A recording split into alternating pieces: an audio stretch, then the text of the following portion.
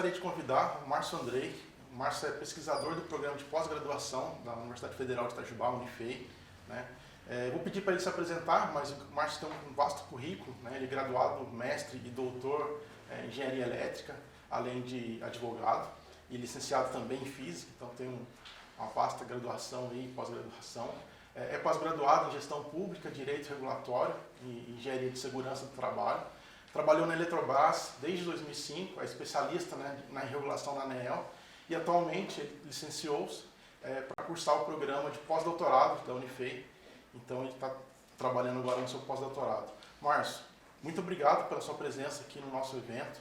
E a gente gostaria de te convidar para a gente fazer um papo, né, falar um pouco sobre os impactos do projeto SEASE nos processos tarifários. Obrigado, Guilherme. Obrigado aí pela oportunidade aí de falar um pouquinho sobre o SEASE. Eu participei desde a concepção do SEASE, que foi em 2012, né?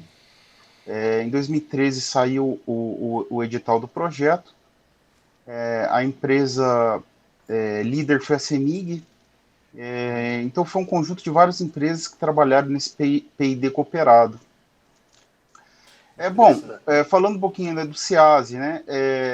A ideia do SEASE inicialmente foi a consolidação dos dados dos consumidores, né? Isso foi um dos objetivos. A gente tem uma consolidação das informações dos consumidores por unidade consumidora, de uma forma bem detalhada, de modo que a gente pudesse atender os vários públicos, né, que têm necessidade dessa informação.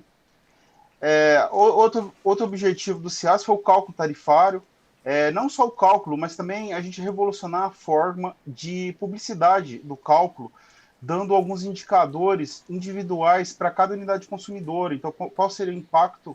O objetivo final seria qual seria o impacto do reposicionamento tarifário em cada unidade consumidora, que aí vai depender de acordo com a forma que a unidade consumidora usa a energia.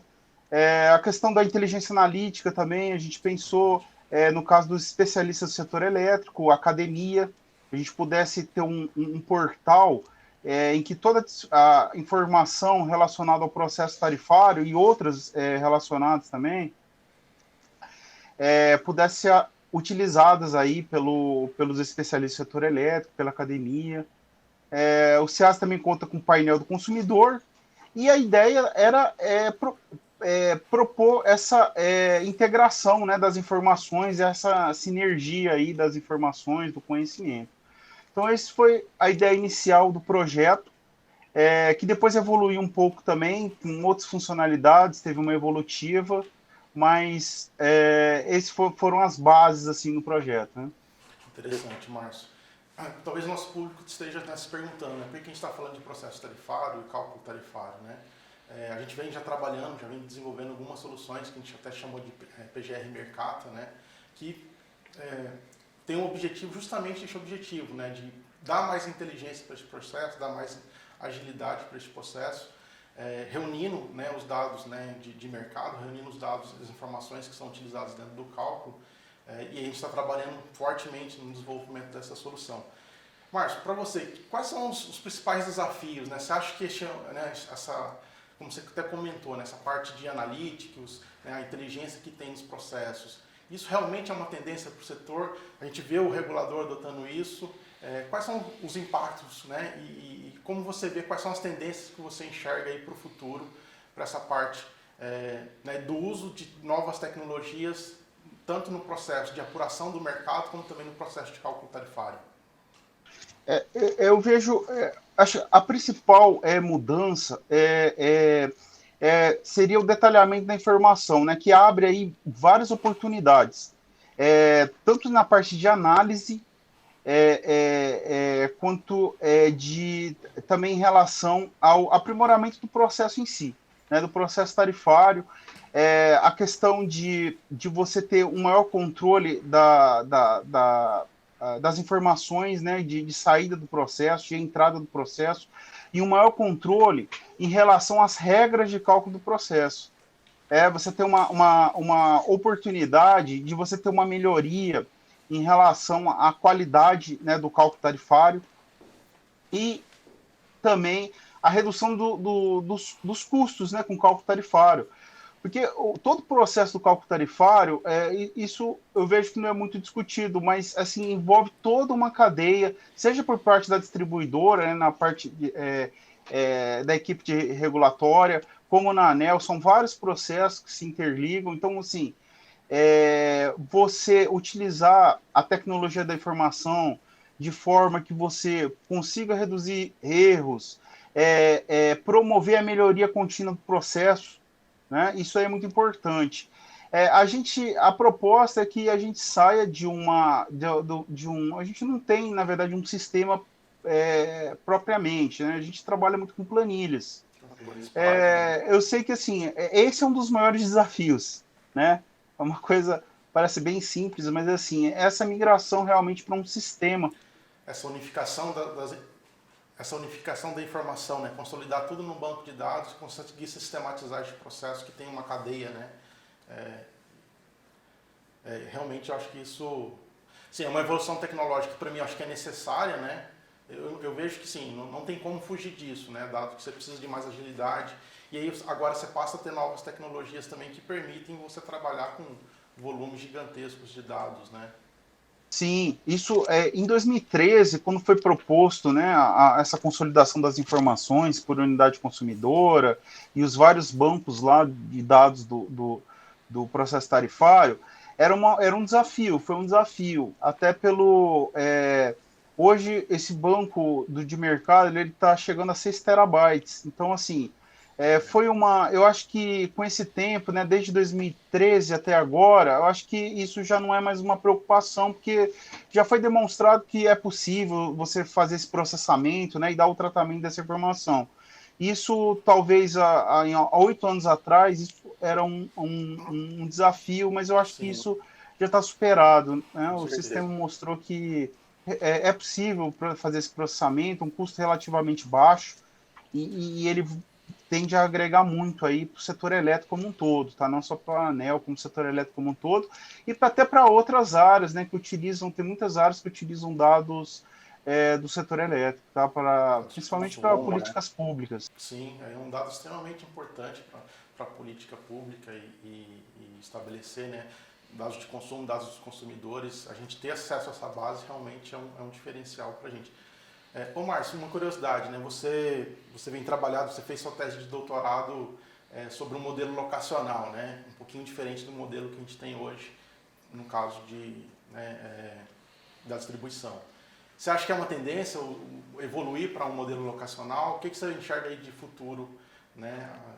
Até um modelo de cálculo, né, em tempo real? Você acha que é o futuro a gente começar a ter isso aí, né, com abrangência de medidores inteligentes e aí outras tecnologias também que vêm para propiciar, né, e possibilitar essa transformação? Você acha que isso é uma tendência futura, a gente evoluir também esses modelos tarifários? Sim, Guilherme, eu acho assim que é uma tendência futura e já está sendo muito publicado, tem vários artigos, né, nessa linha. O que eu acho que ainda tem alguma dificuldade ainda é essa conversa entre academia os reguladores e distribuidoras, porque uma coisa é você tratar isso puramente de uma forma acadêmica e a outra você agregar alguns princípios que existem na regulação. Tá? Um processo. Agora tem um sandbox agora, né, de tarifário com um processo público aberto no regulador, né, que vai fomentar justamente isso, né? Isso, são projetos pilotos, vai ajudar muito, né, nessa definição de novas modalidades tarifárias, esse novo desenho. Mas, assim, no mundo ainda tem isso, só que, assim, a tarifa em si envolve várias áreas do conhecimento. Então, existe esse problema ainda na academia de ter essa dicotomia. Geralmente, sim, o pessoal trabalha muito a parte mais de engenharia, outro mais da parte contábil, outro mais da parte econômica, mas, assim, essa integração é uma coisa que tem que evoluir, mas é uma tendência, tá? Principalmente, eu destaco alguns fatores, né? Porque isso vem sendo importante, é uma tendência a ser cada vez mais importante. Primeiro que eu vejo é a questão dos recursos energéticos distribuídos, tá? É um novo tipo de consumidor, tá? Um consumidor que investe na rede, negócio, né? É um novo modelo de negócio. E o que acontece? Os modelos reduzidos, que os modelos tarifários, eles são reduzidos, eles foram criados na década de 80, e aí você já tinha toda uma limitação computacional, de cálculo, né, otimização, principalmente representação da rede, você não tinha uma representação da rede. Então, foram desenvolvidos alguns modelos reduzidos, muito engenhosos, mas assim, eles foram feitos na realidade da época. Hoje a gente tem uma quantidade absurda de informação, a gente tem um georreferenciado, uma capacidade computacional incrível, e assim, uma das principais informações é de mercado, tá? É mais detalhada. Ainda a gente precisa evoluir ainda na caracterização da carga, né, na medição eletrônica, mas isso vai acontecer, tá? Outra questão também é a mudança do próprio consumidor, né? Ele, mesmo aquele que não tem o recurso energético distribuído, a gente tem uma mudança do consumidor, ele é muito mais conectado, né? A questão, ele é muito mais responsivo. Então, a gente tem uma facilidade hoje de fazer essa comunicação com o consumidor. Ter o dado em tempo real, né? Conseguir Sim, a informação, né? Mas eu nem diria só assim, a questão tão mais avançada, assim, de você enviar um sinal para ele. No momento que ele está conectado, por exemplo, com um celular, você poderia chamar ele, né, para participar do planejamento e da eficiência da rede. Tá? Então, assim. É um cenário futuro bem promissor e espero que eu consiga ver isso um pouco no curto prazo, vamos dizer. Eu acho que a gente vai acabar vendo isso de uma forma ou de outra, vai ser meio a forceps, porque o recurso energético distribuído vai ter essa penetração, né? Então é uma tendência. Tá aí a microgeração, né? Então, assim, nesse sentido, a gente precisa aprimorar, tá? Não sei se é o melhor caminho, é o modelo que eu propus lá na tese, mas, assim, uma coisa que eu estou convicto é que tem que ter algum aprimoramento. Os modelos atuais não comportam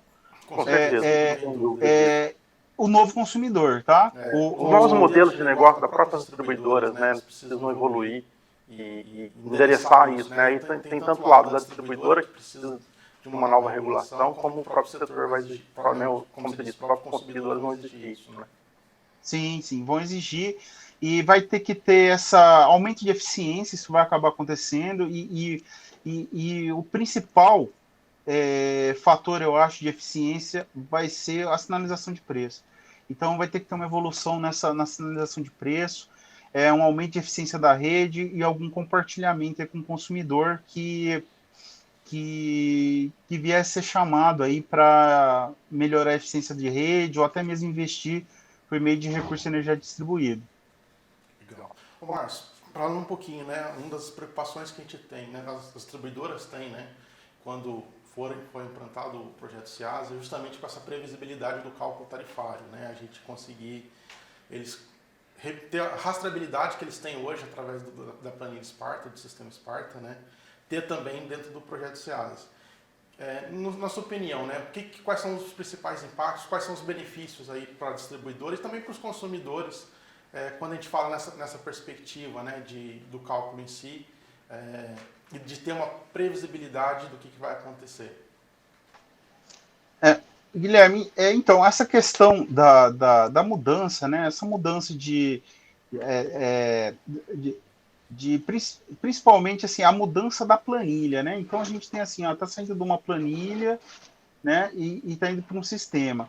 Existe muita dificuldade, né, de adaptação, né? Porque a planilha ela é muito visual. Muita gente prefere, né, o uso da planilha, mas a planilha, eu sou apaixonado pelo Excel, tá? Eu não sou contra o Excel, eu sou apaixonado mesmo, eu adoro. Sempre que posso, eu utilizo Excel para fazer os trabalhos. Mas o Excel tem alguns problemas que a gente, no dia a dia, que a gente começa a observar que tem alguns problemas que dificilmente são superados. Quando você evolui no Excel, você acaba indo, de certa forma, para a parte de programação, utilizando Visual Basic Applications, mas ele tem muita limitação. Tá? Questão de erro, alguém arrasta uma célula e o cálculo sai errado. A dificuldade de manutenção, né? Você não tem as coisas documentadas. Até para as ferramentas de simulação, apesar de existe alguns, né, para Excel, mas quando a gente vai entrar numa simulação mais complexa, precisa de um sistema mais robusto, né, que permita fazer essa aquisição de dados, simular e aí você ter vários métodos ou vários modelos, né, de projeção, né, porque isso vai incluir várias variáveis, né, variáveis climáticas, variáveis de consumo, socioeconômicas. Então, quando a gente começa a imputar esse modelo um pouco mais complexo, que eu acho que hoje é necessário, né, acho que precisa de sistemas mais robustos, e aí o Excel começa a não suportar mais esse cenário, né, de utilização. Sim, a gente começa a ter algumas dificuldades. Mas, assim, isso é uma coisa que foi evoluindo ao longo do tempo, né, que a gente meio que vai aprendendo na prática, né? Então, assim, o Excel, a gente vai vendo alguns problemas e acaba que isso vai ficando cada vez mais recorrente com o aumento da complexidade dos processos. Mas, assim, o CIAS, a ideia é que ele foi pensado nisso, né? Tanto é que ele gera, um dos requisitos dele foi que ele gerasse as planilhas de cálculo, tá? Então, ele tem essa parte de gerar as planilhas de cálculo. Ele é todo em nuvem, então a ideia é que você simplesmente dá o acesso, as distribuidoras, no caso, teriam acesso para poder auditar os cálculos, tá? Só que isso ia ser feito de uma forma centralizada. No momento que você audita uma planilha, você está auditando uma planilha só. Mas nada garante que a outra planilha da outra empresa você vai utilizar os mesmos cálculos, alguém vai ter digitado numa localização errada, arrastado uma célula. Isso pode acontecer, tá? E além disso, os outros problemas do próprio Excel mesmo, de compatibilidade, de programação, que a gente sempre tem, muda sempre uma função e dependendo da versão, aquilo não é interpretado. Então, assim, algumas dificuldades, eu acho que essa mudança cultural é um dos grandes desafios. Né? O SEAS hoje ele tem 3 módulos, né? O de inteligibilidade tarifária, né? Que tem a função de cálculo de processos, de reajuste do próprio processo de revisão, que aí as distribuidoras, né, estão bem atentas a esse processo, é extremamente importante. Tem o de inteligência analítica, que vai ferramentas aí de mineração de dados, e tem o de eficiência energética, né? Você pode comentar rapidamente um pouquinho sobre esses módulos, Márcio? Sim, bom, a ideia do inteligência analítica, começando pela inteligência analítica, a ideia é que a gente pudesse fornecer um ambiente em que qualquer consumidor ou distribuidora, especialista do setor ou academia, pudesse ter acesso ao dado, tá, de uma forma completa e até usando mesmo a capacidade de processamento lá do CIAS para fazer algumas análises, tá, com relação aos dados disponibilizados. Seja público mesmo, então. Isso, a ideia era deixar isso público. Outro fator também que foi preocupação da concepção do CIASE é melhorar a questão da publicidade, o entendimento do consumidor. A gente chamou de inteligibilidade tarifária. O que seria isso? A grande preocupação nossa era que num processo tarifário, geralmente a gente fornece índices médios. Só que esse índice pode variar muito de acordo com a classe do consumidor, modalidade. Então, assim, acontecia muito, né, de você dar um reposicionamento de um valor, mas você tem uma variação muito grande entre a média. A ideia da inteligibilidade tarifária é que a gente pudesse, em uma audiência pública, por exemplo, você não só disponibilizar um índice médio, mas que cada consumidor pudesse verificar o impacto, né, na sua unidade consumidora específica. Tá? E isso, o sistema já foi previsto de fazer isso. Então, você poder, em uma audiência pública, você simplesmente, o sistema faria o cálculo, né, das tarifas propostas e cada unidade consumidora poderia verificar né, o impacto na sua própria unidade. Em outros processos de revisão extraordinária, a gente já aconteceu isso, né? Grandes classes de grandes grupos de consumidores, teve audiência pública, né? Ninguém contribuiu e depois de publicado, algumas atividades econômicas perceberam que teve um grande impacto devido ao seu hábito de consumo lá, a forma da curva de carga, então acabou tendo um impacto muito grande. Então, a ideia é que você tenha maior efetividade assim, na publicidade, né? Então, realmente, você poder dar uma informação útil para o consumidor. Tá? Isso é necessário, né? Ainda mais nessa evolução que a gente tem agora, essa transparência, ela cada vez é mais necessária dentro do setor, né? Ô Márcio, para a gente finalizar, né? O seu trabalho de tarifas locacionais é extremamente relevante para o setor e é um tema muito sensível, né? Porque quando a gente fala de tarifas, né, a gente está afetando a sociedade, está afetando o próprio, né, setor elétrico em si. A gente até comentou, né, você já falou um pouco sobre essas tendências, mas o que você vê na prática, né, que a ANEEL como regulador está fazendo e as próprias distribuidoras também, nas duas perspectivas, que ela tem feito, né, que vislumbra esse cenário futuro. Uma delas a gente comentou, que é este sandbox tarifário, que está em audiência pública, em consulta pública agora, né? Mas quais são outras ações que você pode citar aí que você vê como cenário futuro e que a gente tem que estar preparados aí para atender? O que eu vejo, assim, Guilherme, assim, aí não vou colocar como uma visão da ANEEL, uma visão pessoal, tá? Sim, perfeito. Mas, assim, uma eu já coloquei, é essa mudança do consumidor. Uhum. A gente tem um outro tipo de consumidor, tá? Então, assim, até conceitos, assim, de classe de consumo, ele já não são, isso não atende mais. Então, hoje você falar um consumidor residencial, ele pode ter características diversas, tá? Desde uma unidade que vai ter uma recarga de veículo elétrico, um painel uma microgeração, tá? Como um consumidor baixa renda. Então, assim, isso não atende mais. Essa questão, né, de a gente separar o que é isonomia e o que é equidade, isso aí está mais evidente agora com a inserção de recursos energéticos distribuídos, né, o consumidor mais conectado, o consumidor 4.0, a questão da automação também, né, de equipamentos, né, que é uma oportunidade muito grande para você melhorar a eficiência. Mas tudo isso eu vejo assim, acaba recaindo na importância da gente melhorar o sinal de preço, tá? Então, assim, que ser um sinal de preço mais, no sentido de ser mais dinâmico e ele tem a maior discriminação, né? Aí, quando a gente fala de locacional, esse locacional, ele não é uma coisa dicotômica, né? Falar, é locacional, não é. Então, você tem faixas de locacional, acho que é a gente evoluir para essa melhor discriminação do preço e também ter uma maior segregação de classes, né? Então a gente tem novas classes de consumidor. Então, assim, a questão, que é um princípio da tarifa, que é da simplicidade, ele tem que ser um pouco relativizado. Então, o que é simples para alguns consumidores pode não ser para outros. Então, por exemplo, consumidores que investem em rede, investem em recursos energéticos distribuídos, em automação. Então, assim, eu coloco assim, que são suficientes técnica e economicamente, eu acho que o setor deve disponibilizar uma tarifa mais complexa, né, que aumente a eficiência das redes, que tem um compartilhamento de ganho, tá? Sim, com certeza. Eu queria te agradecer, assim, eu sei que este é um tema extremamente relevante, é um tema complexo, inclusive, né, daria horas para a gente conversar aqui, falar de várias, né, tendências e ações que poderiam ser feitas, mas eu queria te agradecer mais uma vez pela participação no nosso evento.